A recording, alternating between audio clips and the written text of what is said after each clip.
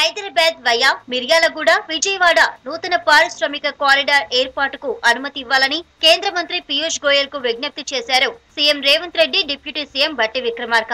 హైదరాబాద్ నాగ్పూర్ పారిశ్రామిక కారిడార్ కు తుది అనుమతులు మంజూరు చేయాలని కోరారు. ఢిల్లీలో పీయూష్ తో జరిగిన భేటీలో రాష్ట్రానికి సంబంధించిన సమస్యలను ప్రస్తావించారు. గత ప్రభుత్వం ప్రతిపాదించిన ఫార్మాసిటీని ఉపసంహరించుకున్నామని చెప్పారు. కొత్త ప్రతిపాదనలకు అనుమతి ఇవ్వాలని కోరారు రేవంత్ బట్టి.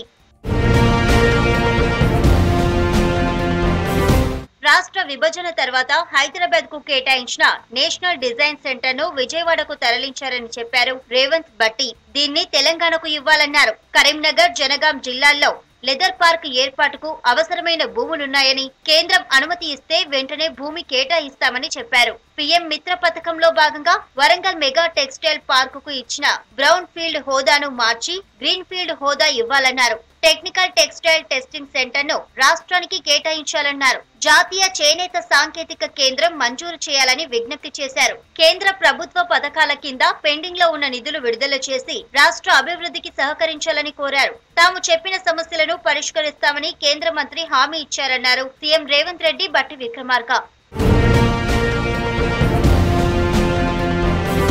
ఢిల్లీ పర్యటనలో కాంగ్రెస్ చీఫ్ మల్లికార్జున ఖర్గేతో సమావేశమయ్యారు రేవంత్ రెడ్డి.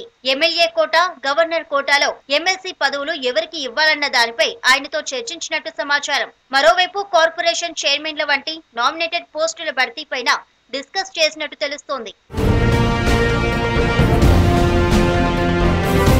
కాళేశ్వరం తప్పిదాలపై విజిలెన్స్ విచారణ జరుగుతోందన్నారు ఇరిగేషన్ శాఖ మంత్రి ఉత్తమ్ కుమార్ రెడ్డి. హైదరాబాద్ జలసౌధలో నీటిపారుదల శాఖపై సమీక్ష నిర్వహించిన ఆయన కొంత ఆయకట్టుకు సాగునీరు ఇచ్చే ప్రణాళికలపై చర్చించారు. జూన్ నాటికి కొత్తగా 50,000, డిసెంబర్ నాటికి 4.5 లక్షల ఆయకట్టుకు నీరు ఇచ్చేలా చర్యలు తీసుకోవాలని సూచించారు. బీఆర్ఎస్ సర్కార్ నీటిపారుదల శాఖలో ఎక్కువ అప్పులు చేసినా తగిన ప్రతిఫలం రాలేదన్నారు ఉత్తమ్. అవసరం ఉన్నంత మేరకే ఖర్చులు చేయాలన్నారు. టూరిజాన్ని అభివృద్ధి చేసే దిశగా కాంగ్రెస్ ప్రభుత్వం అడుగులు వేస్తోందన్నారు మంత్రులు జూపల్లి కృష్ణారావు, పొన్నం ప్రభాకర్. హైదరాబాద్ పరేడ్ గ్రౌండ్స్ లో నిర్వహించిన అంతర్జాతీయ కైట్ స్వీట్ ఫెస్టివల్ ను మంత్రులు ప్రారంభించారు. తాగడానికి నీళ్లు లేని దేశాలు కూడా టూరిజంలో ఎంతో అభివృద్ధి చెందాయని, అన్ని వస్తువులు ఉన్న మనం ఎందుకు వెనుకబడ్డామని ప్రశ్నించారు జూపల్లి. టూరిజం అభివృద్ధి చేసే ప్రతి చోటకు రవాణా సౌకర్యాన్ని పెంచుతామన్నారు పొన్నం. సంక్రాంతి, కనుమని 3 రోజుల పండుగ జరుపుకుంటాం. ఈ పండుగ సందర్భంగా పతంగులు, గాలిపటాలు కూడా ఎగురేసి కార్యక్రమం చేస్తాం. నేను చిన్నప్పుడు కూడా గోడలెక్కి, చెట్లెక్కి ఆ పతంగులు ఎగిరేసేవాళ్ళం.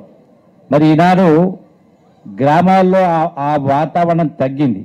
అంటే మన సంస్కృతి, మన సాంప్రదాయం, మన పండుగలు, మన కళలు, మన ఆటలు, మన పాటలు, వీటన్నిటిని కూడా కాపాడుకోవాల్సినటువంటి అవసరం ఉంది.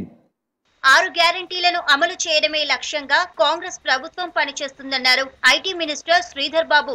పెద్దపల్లి జిల్లా రామగిరి, మందని మండలాల్లో అభివృద్ధి కార్యక్రమాల్లో పాల్గొన్నారు. గత ప్రభుత్వం దుబారా ఖర్చులు చేసిందన్న శ్రీధర్ బాబు ఆర్థిక క్రమశిక్షణతో కాంగ్రెస్ ప్రభుత్వం ముందుకెళ్తుందని చెప్పారు. మా 6 గ్యారంటీలు ప్రధాన ధ్యేయం. ఆర్థిక క్రమశిక్షణ లేకుండా నడిపిన గత ప్రభుత్వం ఈరోజు మేము ఆర్థిక క్రమశిక్షణ తీసుకొచ్చి మా 6 గ్యారంటీలను అమలు చేసే బాధ్యత భాగంలోనే తీసుకున్న దరఖాస్తులను కూడా మరి డూప్లికేసీ లేకుండా అస్సలు సిస్సలైన అర్హులదారు అతి పేదవాడికి నిష్పక్షపాతంగా ఎంపిక చేసే కార్యక్రమం చేసి వారికి ఈ లబ్ధి చెందే విధంగా ఒక కార్యాచరణను తయారు చేయాలని అధికారులను ఆదేశించడం జరిగింది. ఇక రేపు మణిపూర్ నుంచి ప్రారంభమయ్యే రాహుల్ భారత్ జోడో న్యాయ యాత్ర ప్రారంభానికి అటెండ్ కానున్నారు సీఎం రేవంత్ రెడ్డి. ఆ తర్వాత ఢిల్లీ చేరుకొని దావోస్ వెళ్లనున్నారు. ఈ నెల 18 వరకు దావోస్ లో పర్యటించనున్నారు సీఎం. ఇక 18న లండన్ వెళ్లి 21న తిరిగి హైదరాబాద్ రానున్నారు సీఎం రేవంత్ రెడ్డి.